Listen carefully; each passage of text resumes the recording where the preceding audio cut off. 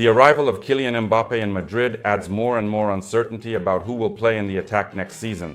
Most likely, Rodrygo will suffer the most. His favorite position on the field is on the left flank, but he was losing competition there even to Vinicius Jr. What about now? Former Brazil national team coach Luis Felipe Scolari advised Rodrygo to stay in Madrid. I think Rodrygo doesn't need to leave at this point in time. He just needs to adapt to certain circumstances during the matches. The question is how to adapt.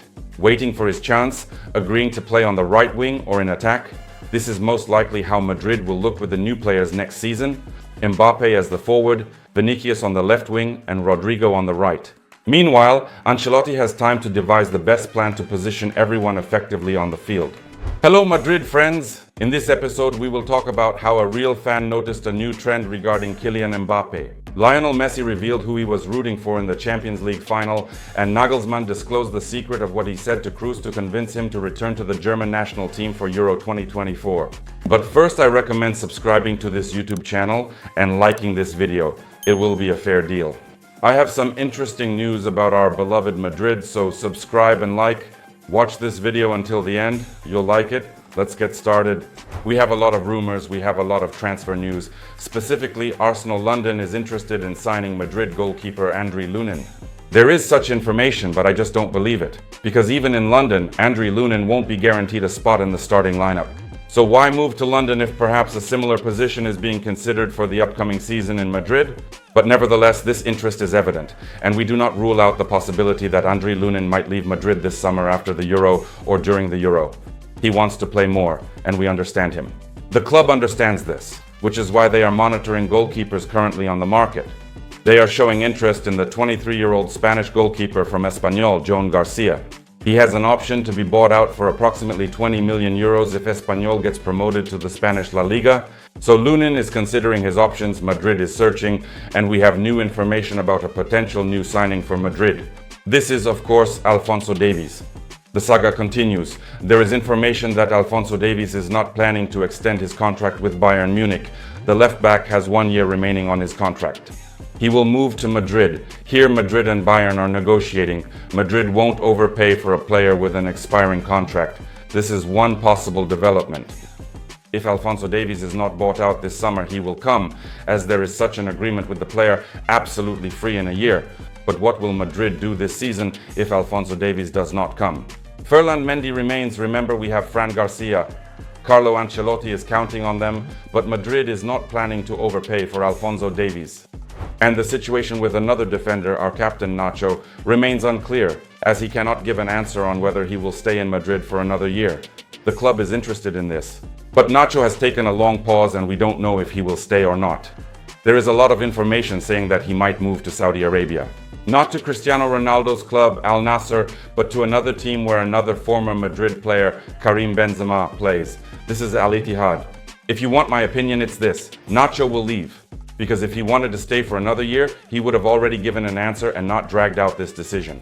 Well, if we consider the options, it means he has decided to leave European football after all. What will Madrid do in this case? Of course, they will look for other players. In particular, there is the simplest option of recalling Jesus Vallejo from loan.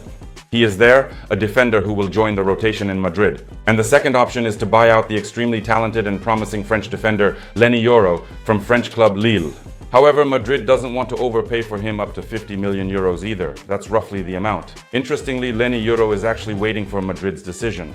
He is being pursued by clubs from the English Premier League, but Leny Yoro, who is 18 years old and talented, wants to move to Madrid. This cannot help but make us happy. And now something interesting.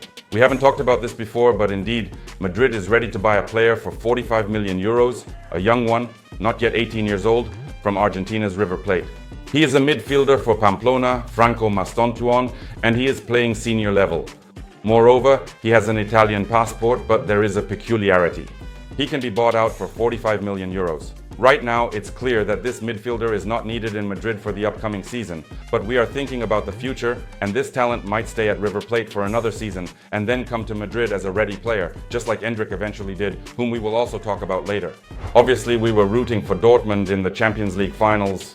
Who do you think said these words? Of course, someone from Barcelona, from the representatives of Barcelona, or to be more precise, a former Barcelona player. This was stated by Lionel Messi, and he continued, I am a Barcelona fan, and if theoretically Barcelona made it to the final, Real Madrid fans would also support the opponent. That's how it is in football. Thus, Messi has indeed only confirmed how very warm the relationship is between Madrid and Barca, which is very strong. How much we love the victories or failures of other teams. It's true. But now think about how much Barca fans have suffered all this time. After all, Madrid has won 15 Champions League trophies. These are just nightmare days for Barca fans. Maybe for Lionel Messi too. Now, interesting news. Toni Kroos is retiring. He has already left Madrid, and after the Euro, he will leave professional football. So, Julian Nagelsmann, the head coach of the German national team, revealed the secret of how he convinced Toni Kroos to return to the national team. He told me that he would only come back if he definitely felt that we could achieve something significant with the team, and then he said, yes, let's do it.